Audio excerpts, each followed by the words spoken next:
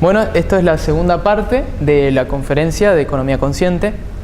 Vamos a analizar ahora en más profundidad el cambio de paradigma de un homo economicus a un homo consciens, es decir, un hombre económico a un hombre consciente.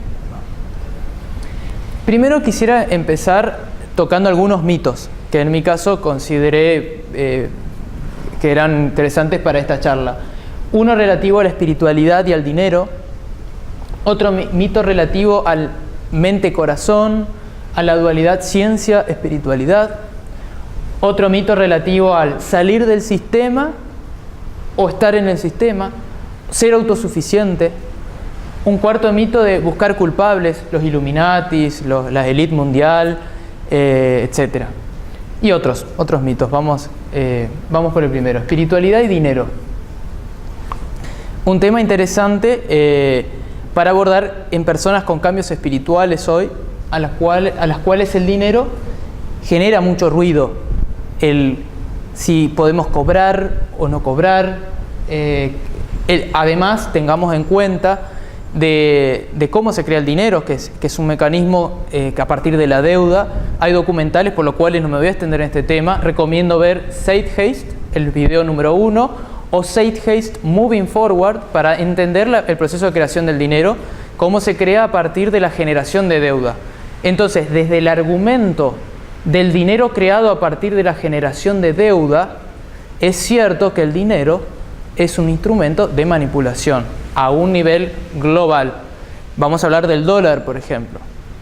Pero en este problema nos enfrentamos todos los 7.000 millones de seres humanos, y es un argumento para decir de que se necesita un cambio en este aspecto. Pero saliendo del tema del dinero como creado a partir de la deuda, vamos a tener la contradicción con la espiritualidad. Que si uno es espiritual, cobra o no cobra. ¿Qué es ser espiritual? Entonces es interesante primero preguntarnos ¿qué significa ser espiritual? ¿O qué estamos entendiendo? Evidentemente, si se habla que algunas personas pueden usar dinero y otras no, pareciera que estamos entendiendo que hay personas que son espirituales y otras que son no espirituales. Y ese es el primer mito que quiero tocar.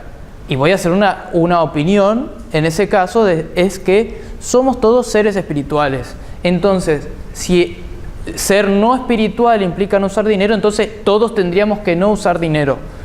Pero si uno puede usar dinero, entonces todos pueden usar dinero, porque estamos en la misma calidad de seres humanos, en búsqueda de la autorrealización, de la sabiduría, de la iluminación, de la expansión, de todo eso que venimos de allá de la historia de la historia occidental de Platón, Aristóteles y todas las personas que escribieron y la ciencia. Todos venimos en búsqueda, y esa búsqueda lo podemos asimilar a la espiritualidad. Algunos con religiones, otros sin religiones, pero con técnicas específicas de meditación, de yoga, de respiración, de lo que sea. Otros sin técnicas, pero en fin, todos en búsqueda. Entonces, partiendo de que somos todos seres espirituales con búsquedas diferentes, no podemos hacer una distinción del uso del dinero en función de ser espiritual o no, porque somos todos espirituales. Este argumento no nos sirve. ¿Qué rol juega el dinero hoy? Bueno, esto es una cuestión práctica de evolución del sistema económico y de la historia de la humanidad. Venimos del mercantilismo, de la Edad Media, que se asomaba, venimos de momentos de trueque, pero ya se empezó a usar el dinero metal, y todo esto podemos ver en documentales historias muy buenos de internet, por eso tampoco me voy a explayar. Y el sistema que se perfeccionó más fue el dinero papel, que después se desligó del oro, y es un dinero deuda, que solo pueden ver en Zeitgeist y otros documentales, que explican muy bien. En fin, es un sistema que fue creado a partir del perfeccionamiento de los sistemas de intercambio anteriores, pero no deja de estar en la misma categoría que el trueque y todos los sistemas de intercambio. Solamente cambió el medio instrumental. En vez de intercambiarnos con sal o con monedas de oro, de plata, o con opio o con lo que sea, pasamos un papel, y que antes que tenía un respaldo en oro, después se rompió el patrón oro, los Bretton Woods y todos esos temas de historia económica, y hoy no tiene respaldo en oro, sino que tiene el respaldo del señor que se le ocurre imprimir billetes allá en la Reserva Federal de Estados Unidos, que tanto nos encanta acá en este país que es Argentina, de tener esos billetes verdes bajo el colchón. es un tema de impresión de manera arbitraria, podríamos decir hoy, la impresión de billetes, pero que es el mecanismo que hoy usa la humanidad, hoy, de tecnológico, para intercambiar bienes. ¿Podemos prescindir totalmente el dinero? Hoy sí se puede, entre comillas, incluso vamos a ver más adelante movimientos alternativos hoy desde la sociología, ¿no? de personas, por ejemplo, que buscan vivir sin dinero, pero indirectamente, cuando obtienen cosas sin dinero, quien da esa cosa tiene que usar el dinero para adquirirlo. Entonces, si podemos prescindir totalmente, yo usé la palabra total, parcialmente sí. Si yo elijo un estilo de vida del movimiento sin dinero, por ejemplo, puedo prescindir parcialmente del dinero porque voy a usarlo de manera indirecta. Las cosas que adquiero las va a pagar otro con dinero. Entonces el sistema del dinero se sigue moviendo, se siguen imprimiendo billetes y los seguimos usando. ¿Qué conexión tiene el dinero con nuestras metas personales? Este es el punto interesante para analizar en el mito del dinero. Acá elegí dos imágenes de una persona movida por el dinero y otra persona que rechaza el dinero, o sea, como extremos.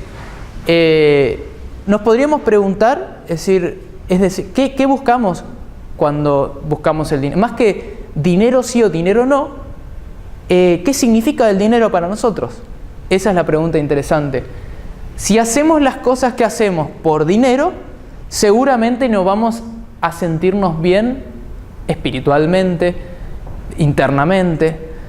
Y si al revés, hacemos cosas pero no recibimos dinero, seguramente vamos a tener otros problemas que tengan que ver con lo material y demás, porque hoy es el medio tecnológico, o sea, instrumental, para los intercambios de bienes y servicios.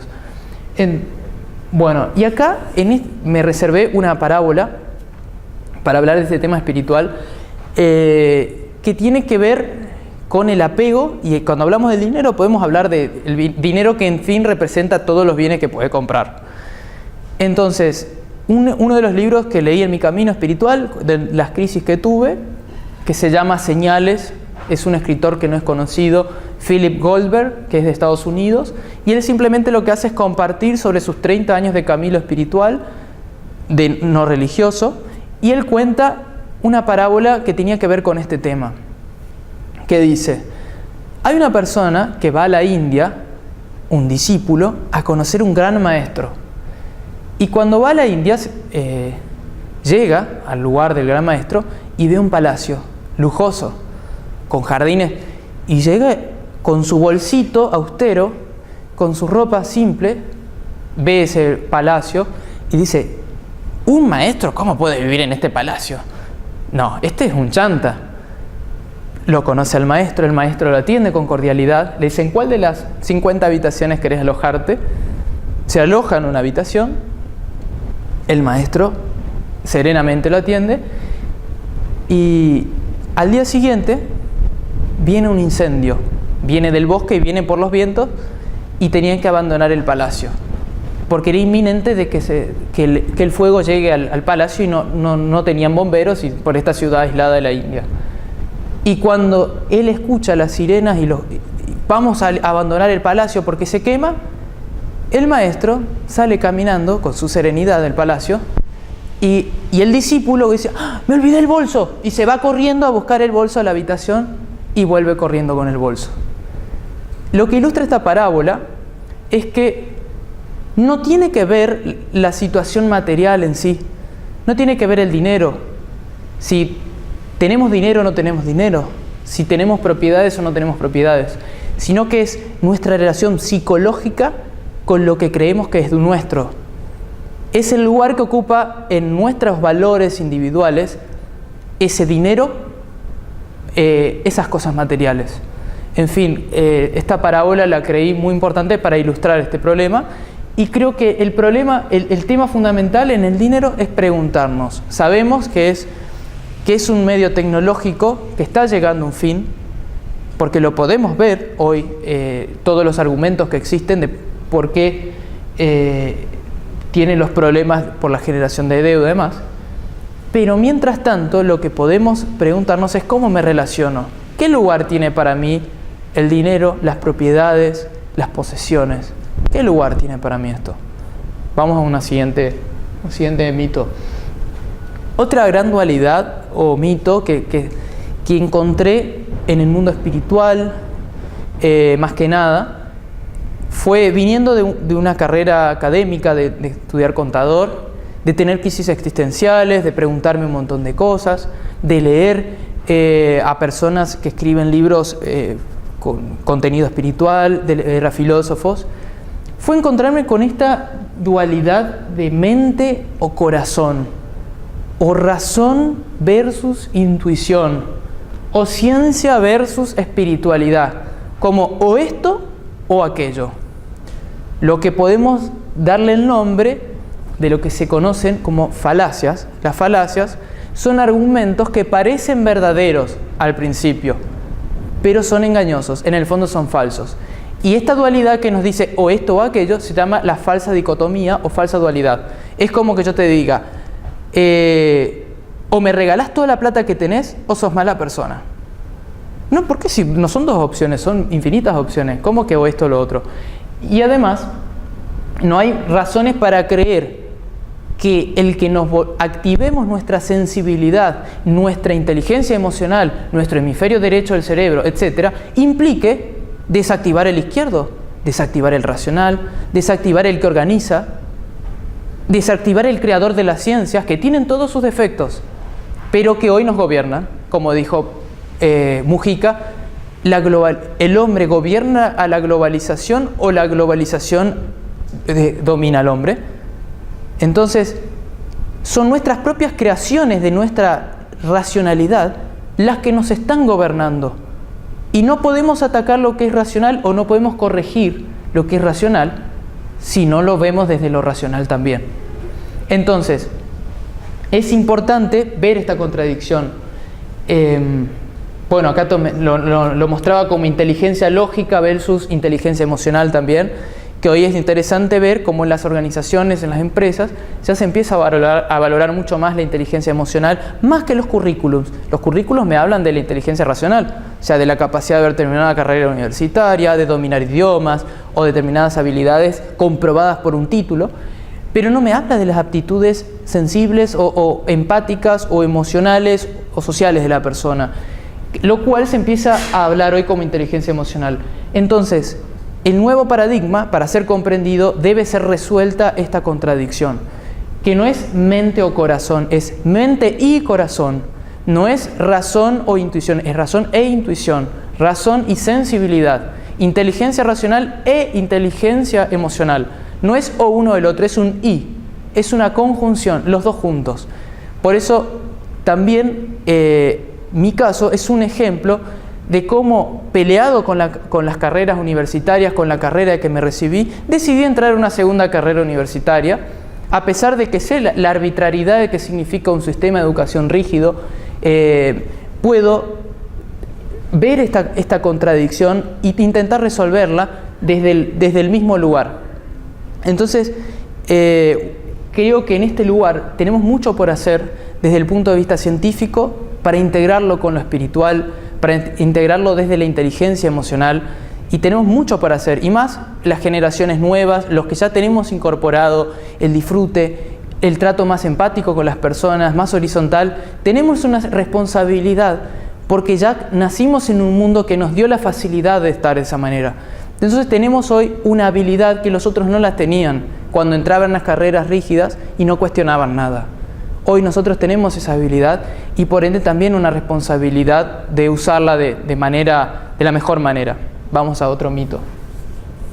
Este es otro mito que también escucho cuando se habla de economía en lugares alternativos o también dentro de la economía misma, enfoques opuestos aparentemente. Es salir del sistema y ser autosuficiente. ¿Qué significa salir del sistema? ¿Qué es el sistema? ¿La economía? ¿Qué es? ¿Es usar el dinero? Volvemos a la contradicción del dinero. Si el sistema dijéramos, no, el sistema es el sistema económico, es la economía, yo quiero salir del sistema, bueno, el sistema económico para tener forma tiene un sistema legal que lo sustenta. el dinero es una ley de creación. Por ejemplo, en la República Argentina hay una ley, no sé el número, que es que autoriza al Banco Central de la República Argentina a emitir billetes y monedas de circulación nacional. Entonces hay una ley porque existe un Estado, una Constitución, que crea un sistema económico, crea una moneda, crea el derecho de propiedad, crea lo que es público, lo que es privado. Entonces, al final el sistema económico es un sistema jurídico económico. Entonces, si entiendo que el sistema económico es jurídico, ahora yo me pregunto, ¿qué lugar del planeta está exento de un sistema económico jurídico? Hasta las aguas internacionales están divididas por los países, hasta la Antártida, incluso hasta la Luna ya están empezando a vender. Están empezando a vender terrenos en la Luna. Entonces yo me pregunto, si quiero estar fuera del sistema, ¿me tengo que ir del planeta? Entonces, estamos planteando un absurdo sin darnos cuenta, una solución que es imposible. Entonces, proponerme salir del sistema es proponerme algo que no se puede buscar. Entonces la solución no puede venir por ahí. Y es necesario hablar de esto porque es muy recurrente este argumento de muchas formas de búsqueda de soluciones económicas. Entonces no puede venir de ahí. Y ahora bien, muy ligado a esto está el ser autosuficiente.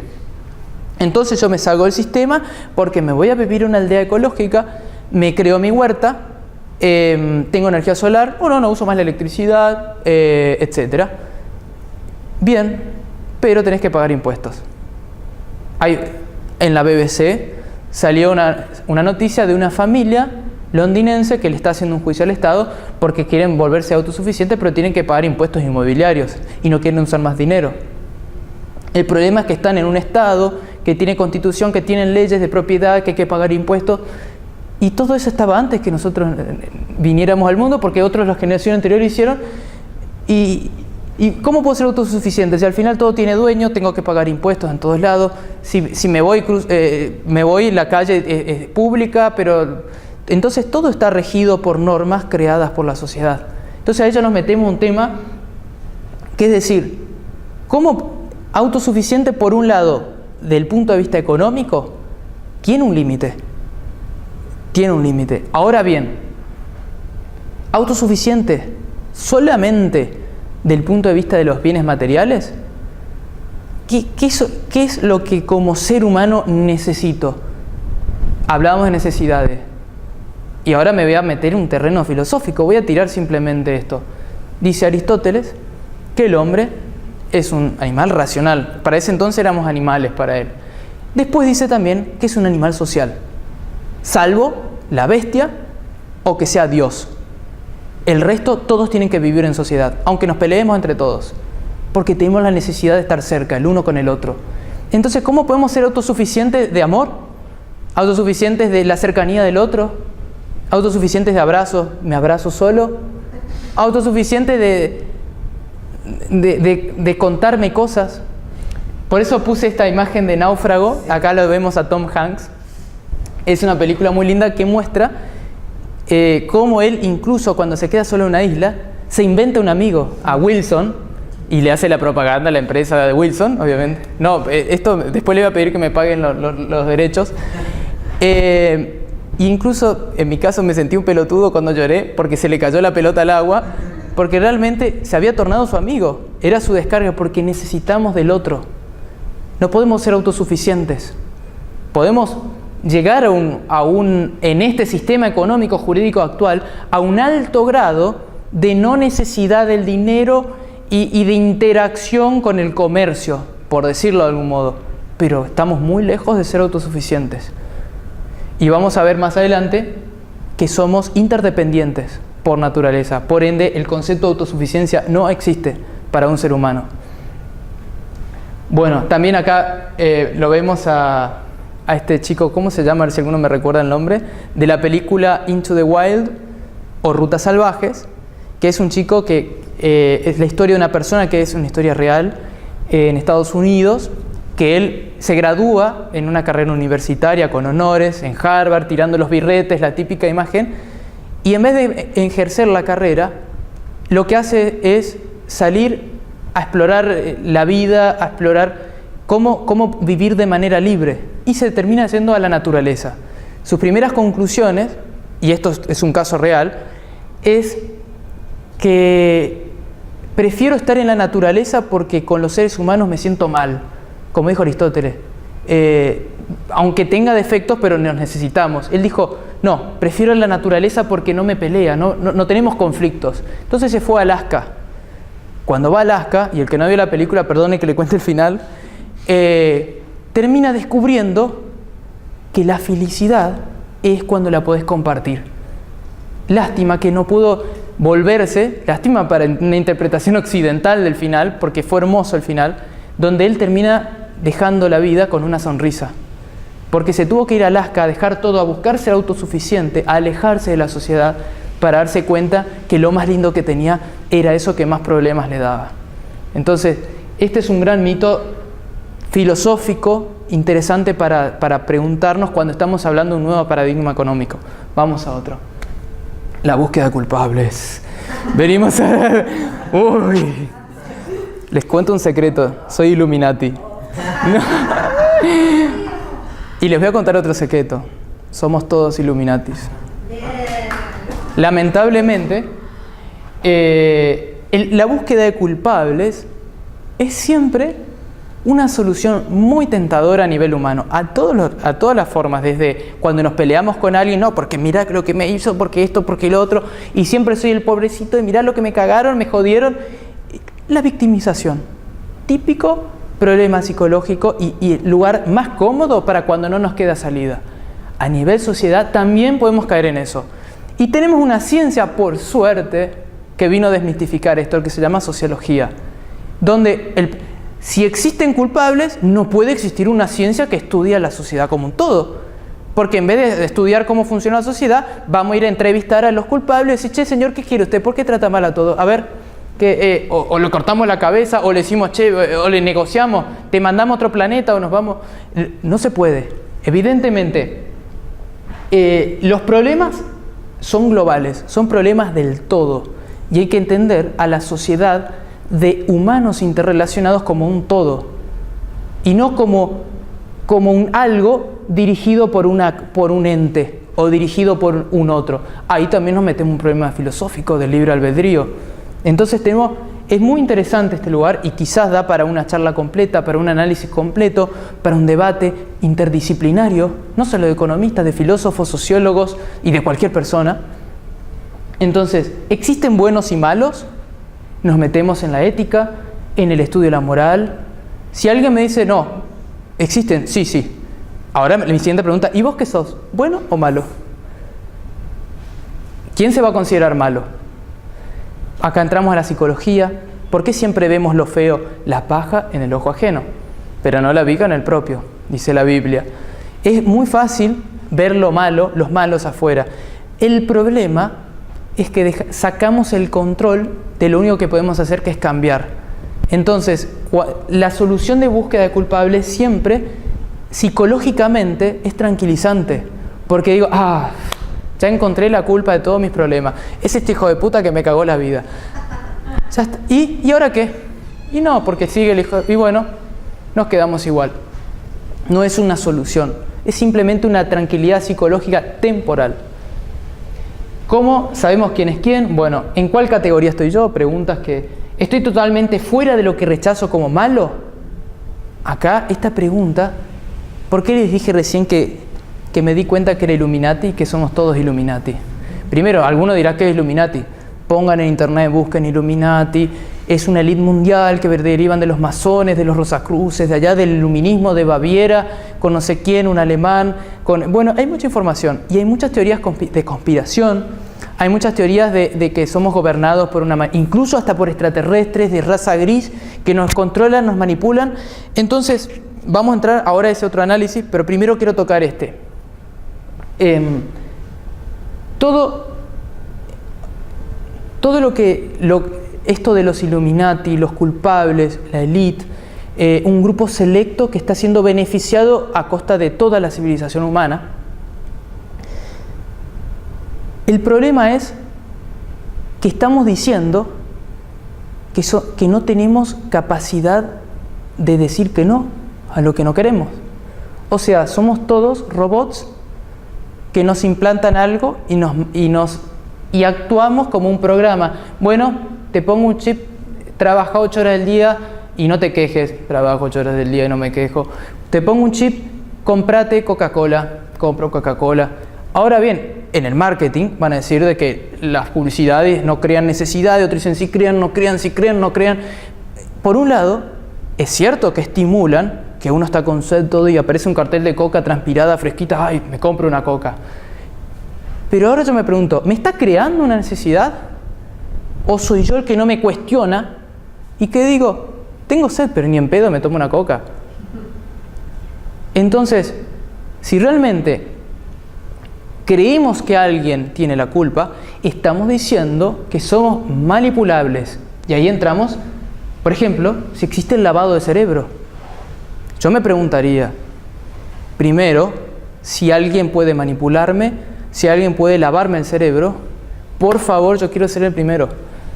Quiero que me laven el cerebro porque la verdad que me cuesta vivir en el mundo como está. Me encantaría que me pongan, mirá, trabajá, consumí esto, anda, hacete evangelista o hacete católico, pero con gusto me voy ¿cuánto vale? Pago lo que sea para que me laven el cerebro. Si conocen, por favor, mándenme un email, algo, ¿quién lava el cerebro? Porque me encantaría conocerlo. Pero lo digo en gracia, pero hasta que no lo encuentre no puedo afirmar que existe el lavado de cerebro.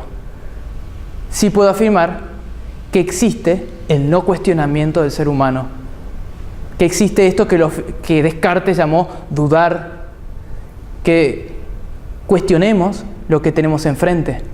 No puedo ser un autómata que consume porque ve una publicidad. No tiene la culpa la publicidad, es simplemente una adaptación de la sociedad de mercado que nos comió, como dijo Mujica, pero el que consume fui yo el que quiso. En mi libre albedrío me fui, saqué plata, pagué y lo hice. Entonces no puedo culpar a los de marketing que están insertos en el mismo sistema, con problemas, que tienen problemas con su familia.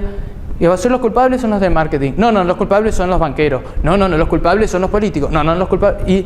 Y nos tiramos la bola entre todos, pero no resolvemos nada. El tema es el siguiente, y voy a tirar una puntita para hablarla más adelante. Somos todos culpables. Y reconocer eso es asumir la responsabilidad. Porque desde que no cuestionamos nada, estamos alimentando todo. Estamos cooperando con todo como un granito de arena. Todos los días ponemos nuestros granitos de arena y entre todos hacemos un desierto. Entonces, somos igualmente culpables que aquellos que están en la cúspide. O los que... ¿Por qué existe una cúspide y una pirámide? No voy a decir que no. La sociedad es piramidal. Y lo estudia la política, las relaciones de poder, la psicología que estudia las relaciones de poder, que no se dan solo en la política, en la economía, se dan también en las familias todavía. Pero por suerte tenemos una generación completa que empieza a romper, que es la Y, que es la Z. Entonces, entender la sociedad piramidal es entender un concepto de relacionamiento humano. Es entender que nos relacionamos a partir de obtener provecho del otro. Obviamente se genera una sociedad salvaje, donde sobrevive el que aprende a aprovecharse más y sube más en la pirámide. Pero ¿por qué le vamos a culpar a los que aprendieron más si entre todos lo estamos sosteniendo? Desde que yo permito que alguien se relacione conmigo para obtener su propio beneficio, estoy cooperando con esa forma de ética del Homo economicus. Existe la pirámide porque todos somos economicus. Somos todos hombres que no somos sapiens, somos que no pensamos. Somos hombres movidos por esto que creamos que es la sociedad del mercado, que es la sociedad del interés individual, de qué me beneficia, qué agarro para mí. Y los otros son afuera, son competencia. Eso es lo que nos crea los culpables y la sociedad piramidal. Vamos a otro mito. Bueno, otros mitos tenemos: capitalismo versus comunismo, capitalismo versus socialismo hoy, querer caminar en el mundo luchando o no hacer nada y ser pasivo como dualidades, luchar por tener la razón, el mejor sistema, la mejor religión. Por ejemplo, en la primer dualidad, capitalismo versus comunismo, también da para dar un análisis más completo e interdisciplinario del tema. deberíamos preguntarnos si realmente son opuestos o hay miles de opciones en el medio. O sea, ¿cómo puede ser que un sistema económico tenga solo dos variantes? Si un sistema económico no eran personas que producen, distribuyen, consumen, hay solo dos maneras de hacerlo. Primero, o sea, ¿es realmente una dicotomía o esto o aquello? No. Hay muchas variables y no podemos realmente decir tal país es capitalista y tal país es comunista. Es más, voy a hacer de los partidarios de que podemos hablar del capitalismo de Argentina, el capitalismo de Bolivia, el capitalismo de Japón, el capitalismo de China, que muchos dicen que es comunista. Entonces no podemos hablar de una dualidad, porque ni siquiera existe el capitalismo. Existen relaciones humanas donde prospera mayor la individualidad y el beneficio personal y parecieran más capitalistas, y sociedades que parecieran más primitivas, donde son más comunitarios. Hay algunas tribus indígenas que son atrasados en esta visión, pero no existe capitalismo, comunismo. Existen miles de variantes de sociedades y una gran sociedad humana que es un todo. ¿Y qué sería esa sociedad humana? ¿Tiene nombre? En capitalismo, socialismo es una segunda variante que decir, no, después del 89 cayó el muro de Berlín, ya nadie dice que el comunismo puede ser una opción, pero un capitalismo más moderado, socialismo, donde hay un Estado que participa más en la economía, que da más bienestar social. Entonces, o sos capitalista y no intervenís en la economía, o sos más socialista e intervenís. O Chávez o Obama, o Cristina o Piñera. Seguimos en la misma. Buscamos siempre dualidades y falsas dicotomías, pero no resolvemos el problema. Bueno, también un tema que quería hablar con respecto a ¿qué hacemos con todos estos problemas? No, yo soy alguien que se preocupa por cambiar el mundo, estoy luchando, me voy a la política, hago manifestaciones, pero si vos no haces nada, vos te quedás en tu casa meditando, ¿qué haces por el mundo? Esta dualidad de querer cambiar el mundo o no hacer nada. Como si cambiar el mundo fuera una lucha, fuera un tratamiento del afuera, de cambiar al otro. Eso significa que yo soy perfecto y los quiero cambiar a todos, porque yo soy perfecto. Yo quiero que me venga alguien y me cuente, alguien que sea perfecto, porque lo voy a dejar que me cambie. Pero yo hasta ahora no conocía a nadie y tampoco me puse en ese lugar para cambiar a los otros. Y creo que alguien que quiera cambiar al mundo, cambiar al otro, más que estar haciendo algo por los demás, está evadiéndose a sí mismo. Esto no sería un camino que o esto o lo otro. El cambio no empieza por cambiar a los demás, y en esto empieza por uno mismo. El mundo cambia cuando cambiamos todos, no cuando nos enfocamos en cambiar al otro. Finalmente, otro tema que también lo puse en los mitos para tocar un poquito, es la lucha por tener la razón, el mejor sistema, la mejor religión. O sea, esto también lo voy a mencionar, todos estos puntitos que son un rejunte de cosas, como el enfocarnos siempre en encontrar una solución aplicable a todos como un combo. Yo tengo la solución de la economía. Yo les cuento que vine a esta charla a darles la solución para todos nuestros problemas, que es que no tiene solución. El tema, cuando buscamos las soluciones, suponemos que estamos haciendo las cosas mal y hay algo aplicable a todos. Pero para eso deberíamos ser todos exactamente iguales, querer lo mismo, pensar todo igual. Pero no somos iguales. En esencia seremos iguales, pero nos expresamos con personalidades diferentes, necesidades diferentes, culturas diferentes, y lo cual constituye la hermosa riqueza humana en la variedad de culturas, de seres humanos, de costumbres, de estilos de vida. Entonces no podemos buscar el sistema para todos igual. ¿Cómo es eso? Que el sistema mejor, la religión mejor. En esto tenemos una gran tradición de pelearnos por sistemas, por religiones, por sistemas económicos, por sistemas políticos, pero no nos llevan a más que fragmentarnos. La solución no puede venir por una lucha entre soluciones. En este sentido, la solución voy a apoyar, que es a través del diálogo. La solución debe ser el diálogo a través de los diferentes, a través de los opuestos, para construir algo común, para encontrar las coincidencias, no enfocarnos en las diferencias, porque lo lindo es ser diferente, respetarlo, sí, buscar las coincidencias y esa solución se va a formar sola por añadidura en el diálogo. Tener la razón, mejor religión, mejor sistema. Vamos a... Bueno, después de pasar de los mitos, me gustaría hacer un análisis de las nuevas relaciones económicas actuales, que son un fenómeno sociológico, que algunos llaman economías alternativas o movimientos antisistema económico, y algunos sociólogos los llaman como, por ejemplo, las gratiferias, por ejemplo, las personas que viven sin dinero, que viven con trueques y demás. Si realmente es algo que viene a reemplazar como una solución de estas que hablamos, una solución que o son simplemente rebeliones como el movimiento hippie de los 60, los 70. Por ahora pareciera ser simplemente un movimiento reactivo, todos estos movimientos aislados, al problema general y complejo, que es de todos, pero que no va a ser una solución en sí. Sí tiene un efecto muy positivo en esta flexibilización que estamos las nuevas generaciones. Es muy positivo todos los movimientos que vamos a analizar ahora, pero ninguno en sí completo es una solución salvadora para nadie. Sí, para algunas personas en particular pueden ser aplicadas, pero no para todas por igual. Vamos a analizar. Primero vamos a las relaciones económicas convencionales. ¿Qué estamos viendo hoy como cambios? Nuevas formas de trabajo podemos empezar a ver en las empresas y más que nada, como hablamos hoy, la generación Y, o sea, las personas entre 20 y 30 años, están produciendo cambios de flexibilidad, de trabajo más flexible, por objetivos, adaptados al ser humano, ejemplo el teletrabajo. Bueno, como ella mostraba como paradigma de estos cambios en las organizaciones, las empresas de tecnología y las empresas de creatividad, de marketing, diseño gráfico, etc. Nuevas relaciones laborales, que son más horizontales, más democráticas, el trato más humano y amistoso. ¿Y por qué se está produciendo esto? Porque no les queda otra a las empresas.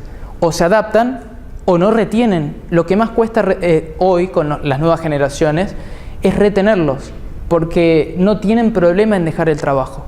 Entonces esto está obligando a una flexibilización que muchos se oponen de las generaciones anteriores, como hablábamos hoy de las baby boomers, pero algunos son más, pueden ver más a largo plazo y dicen, no, podemos bailar esta música, podemos ver qué quieren estas nuevas generaciones, cómo puedo adaptar esta organización para que se adapte más a esta generación. Le puedo dar trabajo más flexible, podemos negociar las vacaciones, podemos ser más democráticos, podemos dar más días de vacaciones, podemos tener tiempo de trabajo en casa y en la empresa. O sea, empiezan a aparecer todas estas opciones que antes parecían, ¿cómo se le ocurre a alguien que alguien va a trabajar en la casa? O se va a tomar más vacaciones que las legales. Bueno, hoy empieza a ver esto. Horarios de vacaciones más flexibles y convenidos por ambas partes, salarios participativos de las acciones, más democráticos en su establecimiento. Podemos decir de que también la parte de la remuneración, como en toda esta democracia, también se empieza a negociar más. Es decir, esto que nos hablaba Marx de la plusvalía, que explica cómo el sistema de propiedad de los medios de producción extrae el beneficio de los trabajadores, esto se empieza a negociar más, se empieza a achicar. Entonces vemos acá una tendencia, también podemos ver empresarios que tienen más conciencia espiritual. Entonces vemos una tendencia incluso de lo convencional hacia lo más consciente. Paradigma, empresa de tecnología y creativas, como decía hoy. En las relaciones económicas no convencionales. Aquí podemos ver dos tipos. Yo las clasifiqué de manera práctica. Las relaciones que son ambas sin uso de dinero, tenemos con reciprocidad y sin reciprocidad. Con reciprocidad tenemos, por ejemplo, los trueques de bienes, trueques de servicios, clubes de trueque con sistemas de débitos, monedas locales. Por ejemplo, esto nombró que tuvo auge en Argentina en 2001, cuando entró en crisis. Hoy en Grecia, en España están surgiendo los clubes de trueque. O sea, las relaciones económicas dentro de la reciprocidad y sin dinero empiezan a tomar otras formas. El tema es preguntarnos si esto realmente es algo alternativo, si es algo que viene para quedarse o es una mera reacción de las crisis económicas. Bueno, vamos al otro. Sin reciprocidad. Estos son los más novedosos que empiezan a aparecer hoy en una sociedad que se mueve por el individualismo. empiezan a aparecer las formas de consumo colaborativo, que es decir, formas en que todos cooperamos para consumir, sin buscar el beneficio propio, sino el beneficio del conjunto. Y aquí, en este lugar, podemos ver las tendencias hacia los nuevos paradigmas. Vemos Couchsurfing, por ejemplo, como la mayor red mundial de viajeros, donde uno puede alojar personas en su casa. En mi caso, probé estos sistemas, probé el Couchsurfing de viajar y ser alojado por otro ser humano que no conozco. Al revés, probé recibir en mi casa viajeros de Couchsurfing y me sorprendió la rapidez con la que crece, con el magnetismo que generan las personas. Book Crossing es otro ejemplo del regalar libros. O sea, son todas formas que no tienen reciprocidad, es decir, no esperan algo a cambio. Regalo un libro, pero no me importa ganar algo. Recibo a alguien en mi casa, tampoco es por algún interés de beneficiarme. El crowdfunding, que es una forma de financiamiento colectivo, que es decir, las personas pequeñas con poco dinero pueden sumarse juntas para financiar grandes emprendimientos. Empieza a emerger esto, por ejemplo, vamos a nombrar La Educación Prohibida como un documental que fue financiado completamente por crowdfunding, y empieza a surgir esto mucho más en países hoy como Europa, la India, etc. Los movimientos de los sin dinero es un movimiento de personas que no es organizado, pero que son personas que eligen lo que hablamos hoy con respecto al dinero como un instrumento creado a partir de la deuda, es decir, no cooperar con este instrumento y por ende llevar una vida sin el uso de dinero. Tenemos personas que están llevando este estilo de vida hace 10 años, hace 5 años, hace 2 años. Lo interesante es que se muestra que la economía puede tomar tantas variantes, que no solamente es el comercio con dinero, incluso todas estas nuevas formas de cooperación. Una página interesante del movimiento sin dinero es Forward Revolution, que aglutina a unas personas que cuentan sus anécdotas de cómo están viviendo hace muchos años, cómo viven de la cooperación humana. Es muy interesante a nivel sociológico, antropológico, a nivel de cualquiera que tenga la curiosidad también de ver cómo se puede vivir de maneras muy creativas también, con todo este individualismo, este mundo actual que todos nos quejamos. Las aldeas autosustentables, que hoy también lo mencionaba, las que buscan reducir su dependencia al dinero, al comercio. La valorización de economías de pueblos originarios también. Vemos que todos estos movimientos de economía no convencional también traen prácticas como eran las mingas, que eran sistemas de cooperación entre grupos, sistema de cooperación de servicios. Por ejemplo, si mi vecino tiene que construir una segunda planta en su casa, todos los vecinos los ayudamos con mano de obra y lo construimos en pocos días. Y también nos ayuda o ayuda a otro. O sea, todos estos sistemas existían en algunas tradiciones originarias y hoy también empiezan a revalorizarse, entre otros. Bueno, ahora sí, con todo este análisis de la economía actual, de fines de paradigmas, del Homo economicus, que va hacia un Homo consciens, un hombre consciente, de todo este cambio intergeneracional, de todos los nuevos valores, de las flexibilizaciones laborales que está produciendo la generación Y, de todos estos cambios, hacia una economía consciente. ¿Y qué sería una economía consciente? Bueno, en mi caso, traté de producir una definición que la escribí a modo de pregunta. No significa que esto sea una definición acabada.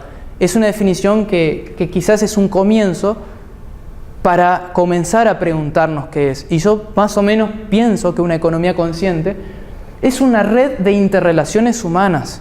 O sea, somos seres humanos, de disfrute, porque valoramos el buen vivir, valoramos la felicidad, valoramos la interrelación, el goce, el presente. Como dijo Mujica, la vida es corta y se nos va, en el discurso de Río más 20. Por eso el disfrute. Es una red de interrelaciones humanas de disfrute en las que el ser humano incurre para poder dar sus potenciales a los demás. cubrir sus necesidades, tanto materiales como afectivas, y acá separé las necesidades, y autorrealizarse como ser humano. Tenemos muchos elementos en esta definición que yo consideré interesante para entender una nueva economía. Que somos seres humanos interrelacionados, como dijo Aristóteles, somos animales sociales, somos seres que dependemos los unos de los otros. Cuando aceptamos eso, eliminamos el mito de la autosuficiencia, del salir del sistema. Entonces, tratamos, ya que estamos interrelacionados, hacerlo de la mejor manera. Y entre el disfrute y el no disfrute, lo más lindo es el disfrute. Entonces, buscando una interrelación que produzca disfrute, que produzca una cobertura de todas las necesidades de todos y que permita autorrealizarnos. Porque no vinimos a trabajar, a producir y a acumular o a tener hijos y a morirnos. El ser humano tiene que tener un sentido más que ese. Y acá ya nos ponemos filosóficos. Si no, seremos máquinas. Vamos a otro. Bueno, las características que estaba nombrando, la interdependencia humana, el disfrute de las actividades, y acá puse el buen vivir, que es algo que se empieza a hablar hoy en América Latina, muy interesante, de la cosmología andina, de las tradiciones originarias, de cómo vivían los incas, como todos los pueblos del altiplano, en Bolivia, hoy que tenemos un fenómeno que es un presidente indígena, que empieza a reflotar los valores del buen vivir. Es muy interesante cómo en la evolución del capitalismo, del individualismo, aparece esto. Cuando pareciera que debería ir a mayores niveles de individualismo, aparecen estas formas nuevas. El disfrute de las relaciones como un buen convivir, podríamos llamarlo, la autorrealización, y en ese sentido como un encuentro de los potenciales propios, y el sentido de existir al encontrar una correcta vinculación de estos con los demás. O sea, cómo me puedo autorrealizar dando mis potenciales y relacionándome de una manera que produzca crecimiento para ambos, para todos. Vamos a otra. Esto también para agregar un elemento para citar a una autoridad, tenemos a Charles Taylor, que es un filósofo canadiense, nacido en 1931, que vive en la actualidad, que habla de este yo en interdependencia, de que podríamos interpretar lo que yo soy porque somos.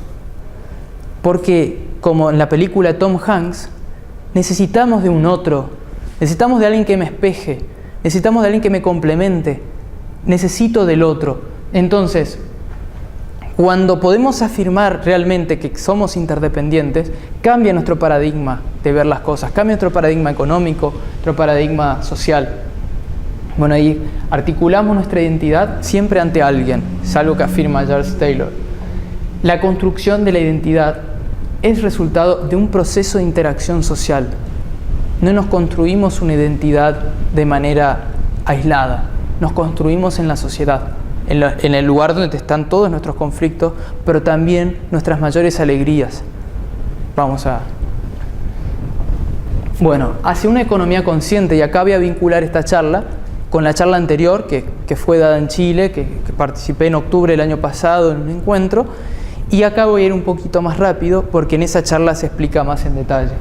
Las teorías implicadas, para hablar de una economía consciente, yo hablaría de tres elementos, tres teorías. Una, un estilo de vida relacionado al disfrute y a la autorrealización, conectándolo con los cambios que ya empiezan a traer las nuevas generaciones como valores, nuevos valores.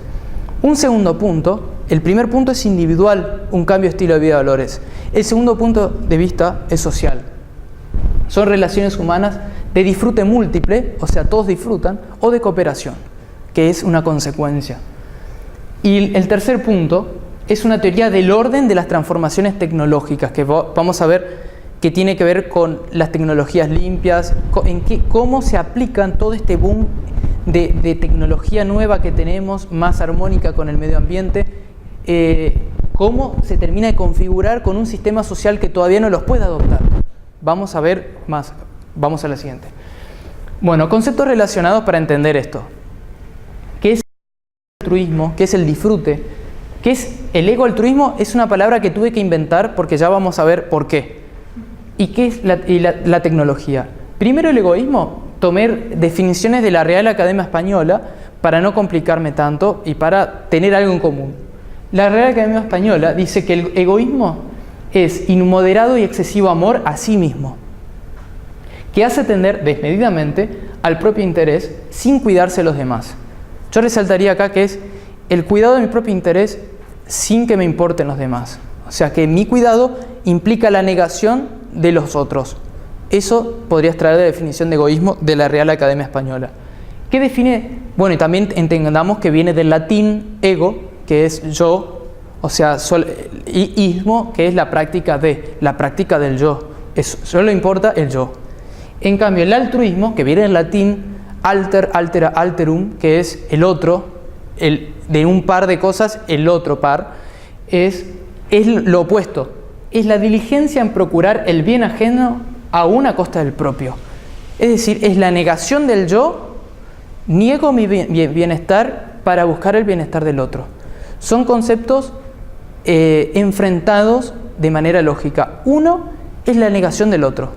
Y estoy tomando conceptos de la Real Academia Española, porque hay otras, a veces, interpretaciones distintas, para ponernos de acuerdo en estos dos temas centrales. El disfrute. ¿Qué es el disfrute para nuestro idioma español? Es sentir placer, es experimentar suaves y gratas emociones, y también tener gusto, complacencia y alegrías de algo. Esta es una definición que da la Real Academia Española. Entonces, a nivel, más adelante vamos a ver de que podemos, a un nivel de sí y no, podemos sentir disfrute o no sentir disfrute. En cualquier cosa que hagamos, podemos sentir estas emociones o podemos no sentirlas, o podemos sentirlas de menor a mayor intensidad. Y a mí se me ocurrió inventar una palabra, ego-altruismo, que fusione yo y el otro. Porque no existe en nuestro diccionario una palabra que sea la práctica que beneficie simultáneamente a yo y al otro, al ego y al alter. Entonces, al alter ego. Entonces, propongo esta palabra o inventemos una palabra que nos muestre que podemos pensar simultáneamente en nosotros, a la vez en el yo y en el otro. Existe una palabra que se llama comunitarismo, que habla de lo común, pero en mi caso, lo que estoy viendo, que es necesaria una palabra que combine las dos negaciones, que las haga una. Por eso, más que un juego de palabras, creo que es un tema que tiene mucho más significado filosófico, el combinar estas dos filosofías opuestas. Ahora bien, la tecnología también es un concepto importante que quiero analizar. ¿Qué es la tecnología para nuestro idioma, cuando decimos tecnología? Por un lado, es un conjunto de teorías y técnicas que permiten el aprovechamiento práctico del conocimiento científico. O sea, hay dos formas de entenderla. Como los instrumentos, por ejemplo, si uso un micrófono para hablar, este es el medio tecnológico que estoy usando, una cámara filmadora, es un instrumento. Pero antes de ser instrumento, fue un descubrimiento científico, fue ideado por alguien, fue conocimiento, conjunto de teorías y técnicas. Entonces, la tecnología son tanto los instrumentos, por un lado, como los conocimientos y teorías que generan las cosas nuevas, las prácticas nuevas, todo. Vamos a otro punto. Bueno, primer punto, paradigma del disfrute y la autorrealización, yéndose a una nueva economía. El primer punto, el individual. Por definición positiva, diciendo qué es la incorporación del disfrute a las actividades que uno desarrolla. Y cuando digo actividades, no digo trabajo y todo, desde que me levanto hasta que me acuesto. Incorporación del disfrute a las actividades que uno desarrolla. Y esto vemos que es una tendencia que está en aumento en las nuevas generaciones. Acento en la búsqueda de la autorrealización personal a través de las actividades desarrolladas y los vínculos humanos. Que ahora lo que hago, además de disfrutarlo, tiene que tener sentido. Cuando me vinculo con alguien y hago algo en común, un trabajo, un proyecto, una amistad, tiene que tener un sentido, tiene que tener algo que a ambos nos genere sentido. Por definición negativa, ¿qué sería no un estilo de vida disfrute? ¿Cómo me voy hacia un disfrute de manera por negaciones, abandonando las actividades que no disfruto o me causan perjuicio? Por positivo es incorporando el disfrute, todas las actividades que pueda disfrutar, y por negación dejando todo lo que no disfruto. Vamos al segundo punto, que es el social. a un nivel social, cuando todos buscan el disfrute, podemos encontrar 4 formas de combinación de disfrute y no disfrute. En una matriz de 2×2, muy sencilla, si tenemos un vínculo humano entre 2 personas y un agente activo y uno pasivo en una acción, podemos ver acá disfruta, acá no disfruta. Entonces, si el que da la acción o el que es receptor del beneficio no disfruta y este tampoco, vemos como una frustración, como es algo, es el caso más feo, el caso que minimiza. Cuando vemos que el que da algo no lo disfruta, pero sí el que lo recibe, era la negación de uno para el beneficio del otro. Podemos decir que el altruismo está en este lugar, en esta matriz matemática. Acá estaría el 0-0, el no y el no. Acá estaría un no y un sí, en un 0-1, en una matriz de 2×2. Cuando vemos el vínculo humano que disfruta el agente activo, pero no el otro, que tenemos acá el egoísmo. Es decir, me beneficio como yo, pero el otro no, en la relación. Entonces, acá podemos ver, incluso si los vemos a nivel matemático como opuestos, este está en el opuesto del otro. ¿Y qué pasaría si disfruto y disfruta? Ahí tenemos que inventar un nombre porque es lo nuevo que empezamos a vivir. Es la consecuencia de buscar uno primero el disfrute, en el yo, que al principio fue egoísmo, pero pasar de este, que ahora además produzca disfrute en el otro. Y ahí vamos a tener que ponerle un nuevo nombre. No nos vamos a pelear por los nombres, pero se me ocurrió decir que es una ética del disfrute múltiple, donde disfrutan todos, o un ego-altruismo, por combinar los 2 nombres. Vamos a verlo desde otra forma. También podemos ver en sentido del beneficio, porque la economía, actualmente cuando en el primer bloque de la charla comentamos el tema de los paradigmas que afirma, la filosofía ética implícita en nuestra cultura occidental, en el capitalismo, es lo que se llama utilitarismo. El utilitarismo tiene que ver con el beneficio personal o una teoría de la felicidad humana en la cual el hombre busca solo su beneficio personal, pero no se preocupa por el de los otros. De este punto de vista podemos ver la misma matriz copiada y pegada con el beneficio y podemos ver que vamos a tener una maximización de las partes en este punto, en una ética que implique el beneficio múltiple, ahí debería escribir beneficio en vez de disfrute, o un ego-altruismo. Bueno, en fin, sería como esto. Podríamos ver que una práctica que optimice en las relaciones humanas el beneficio del conjunto debería ser una fusión de algo que era opuesto. Y esto incluso lo podemos ver a nivel histórico. Pasamos de un paradigma del altruismo religioso hasta la Edad Media a la modernidad, cuando se empieza a criticar con el protestantismo, y acá voy a remitirme a un libro que es La ética del capitalismo, el espíritu del capitalismo, que es de Max Weber, un sociólogo, uno de los grandes de la sociología, en el cual él evoca al protestantismo, o sea, la religión protestante, como la causante de la ética que iba a quedar en el capitalismo. Por un lado, hace una ruptura con una ética anterior, que es el altruismo, que es el preocuparme por el otro, el sacrificio, porque éramos manipulados por las autoridades religiosas como civilización humana. Pasamos a una ética de la negación del otro a preocuparme por mi interés individual. En el protestantismo como religión, en Inglaterra con la explosión de la Revolución Industrial y demás. Luego de la Revolución Industrial y de la expansión del sistema social que empieza a crecer con Inglaterra, con la producción en serie, con la división del trabajo, etc., el protestantismo, que honraba a Dios con el trabajo, con el beneficio individual, con la acumulación, se deriva en algo pagano, se deriva en algo que ya no es trascendente, que se llama utilitarismo. Más que nada empieza a crecer en Estados Unidos, que es el beneficio personal en búsqueda de la felicidad. Entonces, también entender esto, entender por qué teníamos esta dualidad, es entender la historia también, de por qué pasamos de uno al otro y nos vamos de un extremo al otro extremo, pero podemos tomar lo mejor de ambos, algo que incluya a ambos, que es yo y el otro, de manera simultánea. Vamos a ver. Esta es una teoría que se me ocurrió graficarla de esta manera, como 3 escalones para realizar los cambios que vienen en los próximos años.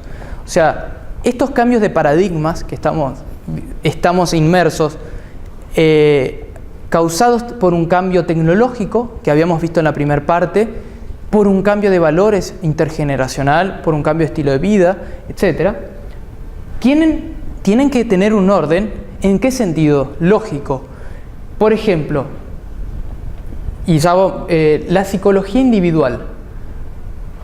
Primero tenemos a la persona como un ente individual. Luego esa persona se relaciona con un otro. Y en ese relacionarse con un otro se encuentra en un medio que lo rodea. Entonces, si yo me pregunto de estos 3 niveles, ¿cuál es el orden de un cambio? O vamos a cambiar la pregunta, porque vamos a usar la lógica solamente. Y acá vamos a usar el hemisferio izquierdo. Si yo tengo que barrer una escalera, ¿la tengo que barrer de abajo para arriba o de arriba para abajo? ¿Cómo es mejor barrerla? De arriba para abajo. Si yo me pregunto, con la lógica, ¿cómo puedo hacer un cambio de sociedad? ¿De afuera para adentro o de adentro para afuera? Al igual que la escalera, esto es simplemente hacernos esa pregunta lógica y ver que los cambios primero van a empezar en la psicología individual, la incorporación del disfrute y la autorrealización. Cuando termino de incorporar a mis actividades el disfrute y la autorrealización, me voy a sentir con ganas de que los demás también disfruten. Cuando se relacionan, cuando nos relacionamos, voy a desear el disfrute de los otros. Y por negación, jamás voy a querer que mi relación con el otro le produzca un perjuicio. Pero primero debo conquistar el primer paso. No puedo desear el disfrute, el bienestar de los demás si yo no estoy dando ese primer paso a nivel psicológico. Entonces, psicología individual o tecnología psicológica.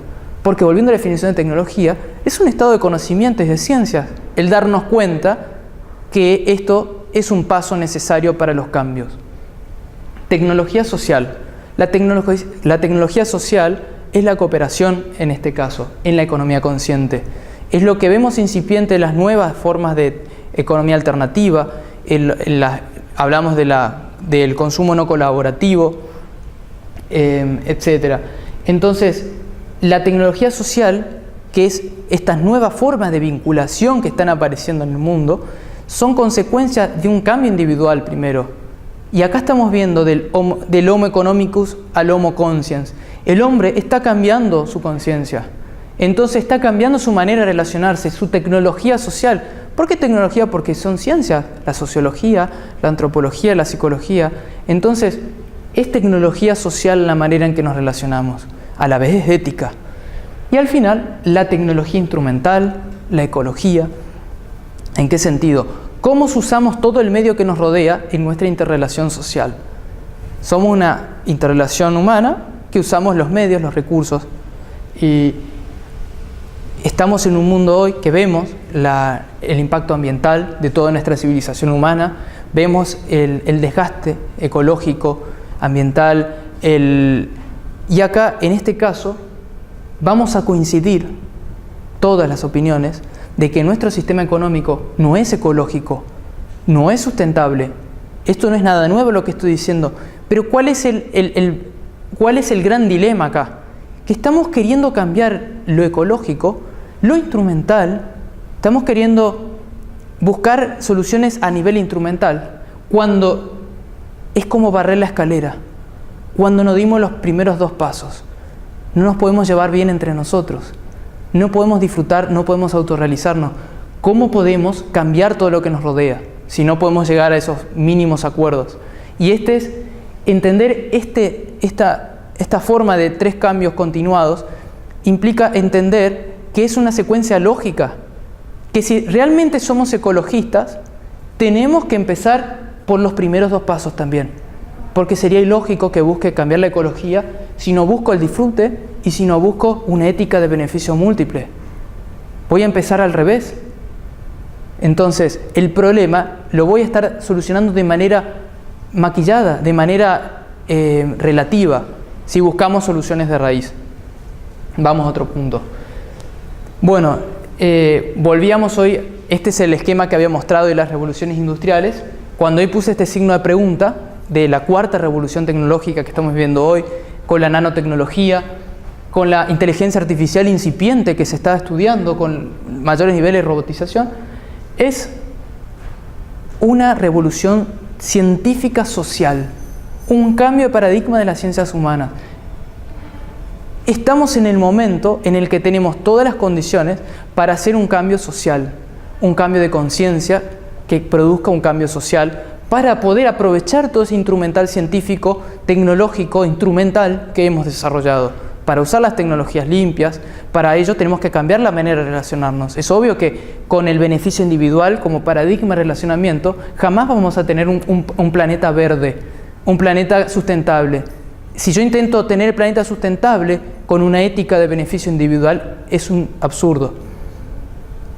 Y acá, por ejemplo, hay un pequeño libro que fue un bestseller, comparable al Principito, que se llama Ami, el niño de las estrellas, que es un libro que suelen leer a veces en las escuelas primarias, en el cual habla de una persona de otro planeta que nos visita a un niño de 6 años, y le cuenta cosas de su planeta y cosas del nuestro, y en un momento le dice de que nosotros estamos en un momento crucial, le dice, porque nuestra tecnología material, nuestros instrumentos, llámese la tecnología aeroespacial, la tecnología de la medicina, la tecnología del transporte, de la energía, avanzó a un nivel muy alto con respecto al nivel espiritual, al nivel humano, al nivel social. Es como que tenemos un desfasaje. ¿Y cuál es el problema de esa evolución vertiginosa de la tecnología instrumental y no de la parte social y humana, psicológica, de toda esa parte de las ciencias sociales? El problema es que podemos autodestruirnos. Una mínima discusión puede significar un misil de Corea del Norte a Corea del Sur.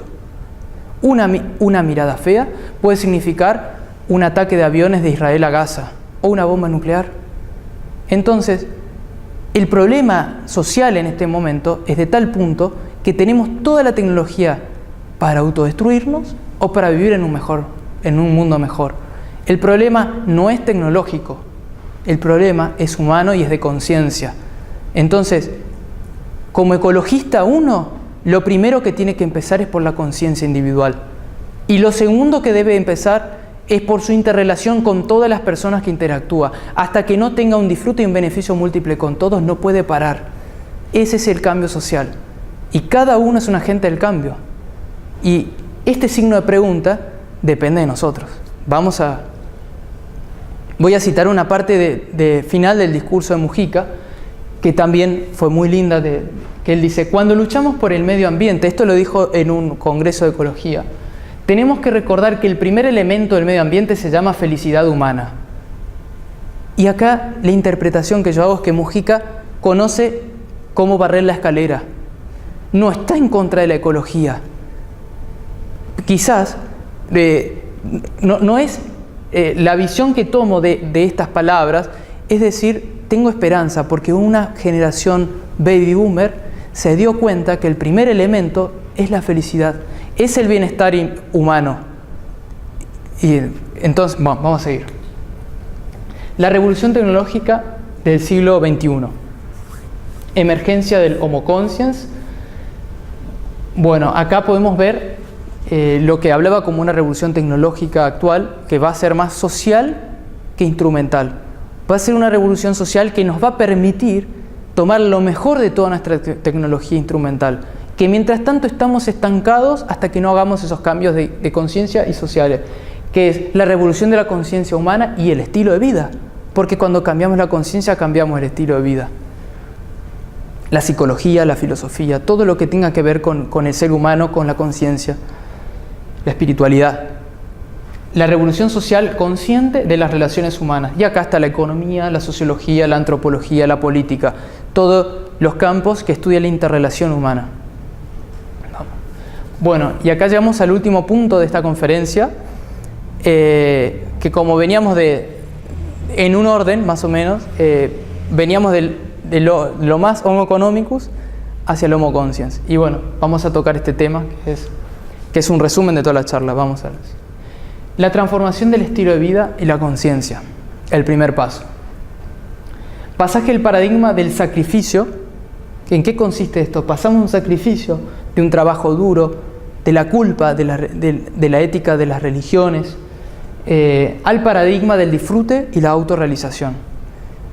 Esto es como podríamos ver un cambio de conciencia que estamos viendo de manera intergeneracional, pero que aún no se masificó, no se ha masificado. Los cambios de manera negativa es el dejar lo que no nos gusta, el trabajo, las actividades, la pareja, lo que sea. Cualquier cosa que no nos produzca bienestar, abandonarlo. Ese es un cambio de conciencia. Por el dejar, por el tomar, es, en positivo, comenzar a hacer lo que sí nos gusta. Todo lo que hago tiene que gustarme, tiene que producirme disfrute, tiene que autorrealizarme. La transición a estos cambios individuales de conciencia son cambios psicológicos, existenciales, depresión, ayuda psicológica, podemos usar la meditación. Esto no es fácil, un cambio de conciencia, y creo que toda la sociedad humana va a vivir una depresión. Todos tenemos cosas no resueltas para poder adaptarnos a este sistema de sociedad que hemos creado, que nos ha comido. Diría Krishnamurti, no es un síntoma de buena salud adaptarse a una sociedad profundamente enferma. Por ello, la consigna ahora no es adaptarse, es cambiar. Vamos al otro punto. Transformación de las relaciones humanas. Esta transformación va de la competencia, que rige hoy, a la cooperación. Por positivo es adoptar nuevas relaciones. Por negativo es no cooperar con formas de relación especulativas o de manipulación psicológica. Y acá es un tema interesante relacionado con la búsqueda de culpables que hablaba hoy en la parte de los mitos, que es realmente hemos creado relaciones humanas viciadas, relaciones adictivas. Nos relacionamos a través de la manipulación, nos relacionamos a través del miedo con un jefe. El jefe me impone miedo, el miedo a perder el trabajo para que yo haga lo que quiere, pero ese jefe tiene otro jefe y ese jefe tiene otro, y así todos tenemos jefes o estamos uno sobre otro en esto que se llaman las relaciones de poder.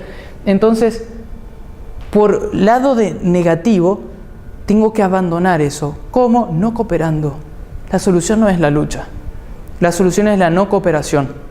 Esto existe, pero entre todos lo creamos. Esa pirámide que es la sociedad actual, piramidal, la creamos entre todos cuando cooperamos con estas formas de relación. Por ello, es un indicador que vamos hacia formas de relación horizontal que las nuevas generaciones ya lo están mostrando en las relaciones laborales. Por ello los analistas de recursos humanos lo resaltan tanto. Vamos a... El caso específico de las relaciones de manipulación psicológica, voy a hacer mi aporte con la inspiración de personas muy cercanas en la historia. Gandhi, Mandela, Luther King, las resistencias pacíficas. Primero, reconociendo que existe la manipulación. Es cierto, no podemos negar, existe la manipulación, existen las relaciones de poder. Y segundo, todos tenemos parte de la responsabilidad. ¿En qué sentido? ¿Por qué existen las prostitutas? Existen porque alguien las consume. Porque alguien, el día de que nadie pague por sexo, nadie permita que un ser humano venda su cuerpo, no van a existir más esas ocupaciones. Del mismo modo, el día que nadie se permita relacionarse con otro ser humano para que ese otro saque un beneficio a costa de su perjuicio, ya sea por el miedo económico, por el miedo psicológico, va a terminar la manipulación. Y estamos todos enganchados, todos con todos. Recordemos que somos una interrelación humana y la solución no es irnos a una isla.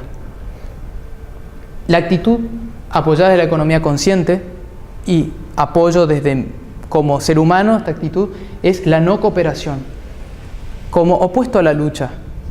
La lucha, como mecanismo de cambios, lo que nos puede traer es más conflicto. El luchar, Si hablamos de una revolución hoy, esa revolución va a ser de la conciencia, ya no de cambiar el afuera, ya no de luchar con el otro. A partir de mi cambio de conciencia, yo me relaciono de otra manera con el otro. Entonces, yo observo, por ejemplo, personas como Gandhi, que vivieron manipulaciones que incluso físicas, que su forma de resistencia pacífica fue incluso resistiendo físicamente a la manipulación, y él se dio cuenta de que somos libres porque somos dueños de nuestra libre albedrío.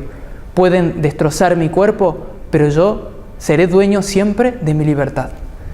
Con este concepto, lo positivo es que hemos avanzado en los derechos humanos. Nadie nos va a golpear físicamente por ser dueños de nuestro libre albedrío. Nuestro paso ahora es de conciencia. Tenemos que asumir esa propiedad de nosotros mismos, de nuestro libre albedrío, para no cooperar con estas relaciones difíciles, porque pasaron de ser físicas a ser psicológicas.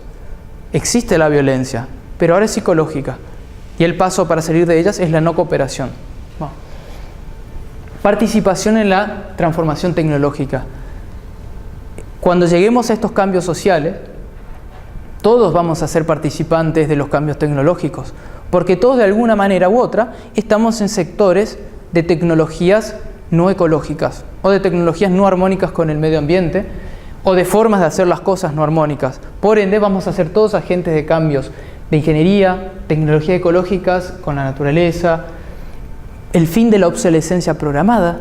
Cuando realmente podamos cambiar la ética de relacionamiento, ya no vamos a tener que producir cosas que se rompan, porque no nos va a importar vender, nos va a importar usar el mínimo de recursos para el máximo de necesidades. Realmente la economía va a ser economizadora, no derrochadora. El cambio jurídico-político, como una transformación tecnológica de las ciencias, se va a dar con mayor diálogo, democracia más directa, con IT, que es las tecnologías de la información. O sea, hoy con las tecnologías de la información no han penetrado tanto en las generaciones dirigentes, porque recordemos, ¿quiénes dirigen la política hoy? Los baby boomers. ¿Cómo es su relación con la tecnología? Bastante resistente. Imagínense cuando seamos gobernados por los Y y los Z. Vamos a votar por Blackberries o por pantallas táctiles, vamos a tener un chip, entonces no va a tener sentido tener un presidente cada 4 años. Si podemos votar todo, podemos votar si queremos construir un puente o un túnel, o queremos poner árboles frutales por todas las calles. ¿Por qué vamos a tener que votar cada 4 años si podemos votar todo? Solo con un mensajito. Entonces, es lógico que esta tecnología, por el tema generacional, no termina de impactar todo el sistema jurídico-político, pero son los cambios que se vienen. Por eso lo he hecho observar las nuevas generaciones. Más horizontalidad social, por también los cambios de valores, mayor transparencia de gestión, por esto de la sinceridad. Vemos una nueva generación, los Z, que ya no les importa mostrar imágenes que no son. Incluso no les importa parecer que están teniendo un comportamiento negativo, como por ejemplo que no les vaya bien en la escuela. Esto a nivel sociedad puede producir cambios abismales en la política, por ejemplo. La transparencia. La educación. Adaptación al nuevo Homo Consciens, a las nuevas necesidades de relaciones humanas. Esto también es un análisis. Voy a nombrar a un periodista argentino que se llama Carlos Gavetta, que trabajó en Le Monde en París. Él es rosarino, es una generación baby boomer muy adelantado, y sus análisis que hace viendo hacia el futuro tienen que ver con el impacto de las tecnologías de la información. Y él habla, por ejemplo, que el sistema de educación está en crisis, y es obvio. Si estamos con el sistema rígido de hace un siglo atrás o 2 siglos, cuando hoy, por ejemplo, tenemos todo este video que estamos haciendo, que lo puede ver cualquier persona en el planeta. Hoy perfectamente, si existiera Platón, podría estudiar filosofía con Platón. ¿Por qué voy a estudiar con el profesor que no lo entiendo y no me gusta cómo me habla? O si quiero estudiar matemática, puedo estudiar cuando quiera. Si quiero aprender guitarra, pongo un video de YouTube y aprendo. Es lógico que el impacto tecnológico todavía, porque no ha llegado de mano de las generaciones dirigentes, no termina de impactar el sistema de educación. Pero se viene un gran cambio a nivel educativo, porque el sistema educativo tampoco está adaptado al hombre, a las nuevas formas de conciencia. Y además es una industria más de la economía. Es una formadora de productos funcionales a una demanda. Entonces todo esto nos está anticipando las transformaciones. A nivel científico, estamos hablando justamente de un cambio de paradigmas de ciencias sociales, una unificación de paradigmas científicos y espirituales a través del diálogo, cooperación de cerebros. Estamos teniendo cada vez más cooperación. Internet es el mundo de la cooperación. Hoy, quien quiera poner una página de internet cobrando casi no tiene visitas, pero cuando uno abre una página de cooperación se llena de visitas. O sea, Internet lo que está mostrando nos está permitiendo canalizar ese lado que no lo podemos hacer social todavía, que es virtual, pero nos está anticipando un cambio de vida. Wikipedia es una cooperación de cerebros, una cooperación de mentes que no tiene beneficio individual, nos beneficiamos todos. Las formas de cooperación de consumo colaborativo, también empezamos a ver formas como en España de compartir coche, todo por la crisis, pero empieza a aparecer mucha cooperación que pareciera que viene para quedarse. No viene simplemente por una crisis económica. Entonces, a nivel científico, imagínense estar todos cooperando desde la antropología, la política, la economía, la filosofía, la antropología, la psicología, todo para decir, bueno, pongámonos de acuerdo. ¿El hombre es racional o es irracional? ¿Egoísta? ¿Es altruista? ¿Es qué? A ver, porque tenemos toda una ciencia, pareciera esquizofrénica, que una piensa una cosa, otra piensa otra. ¿Cómo si estamos estudiando al hombre? No dialogamos, es hora que nos sentemos a dialogar. Y tenemos todas las facilidades para hacerlo. Tenemos internet, nunca fue tan barato comunicarnos, tan rápido, no existen las barreras globales. Entonces, es inminente, por el solo hecho de ver estas dos, pongo en la licuadora los dos elementos, la tecnología de la información y los cambios de valores. Observemos los hiperconectados que son la generación Z más nuestra generación Y. Es inminente que se viene una unificación de paradigmas científicos y social, un acceso masivo a los bienes necesarios para la vida humana. Cuando unifiquemos los paradigmas y descubramos las tonterías de ser 7.000 millones que cabemos en Hong Kong, en una islita así de chiquitita, y hay personas que se mueren de hambre, vamos a ver que realmente los problemas eran de falta de diálogo. Eran problemas de estar fragmentados socialmente, científicamente, humanamente. El problema es un problema de no estar unidos. ¿Por dónde comienzo? Por mí mismo. Entonces, este sería el fin de la charla y vamos a la siguiente. También me gustó esta página de la Madre Teresa que dice que la paz comienza con una sonrisa y vamos a la última, que yo creo que un nuevo mundo comienza con un abrazo.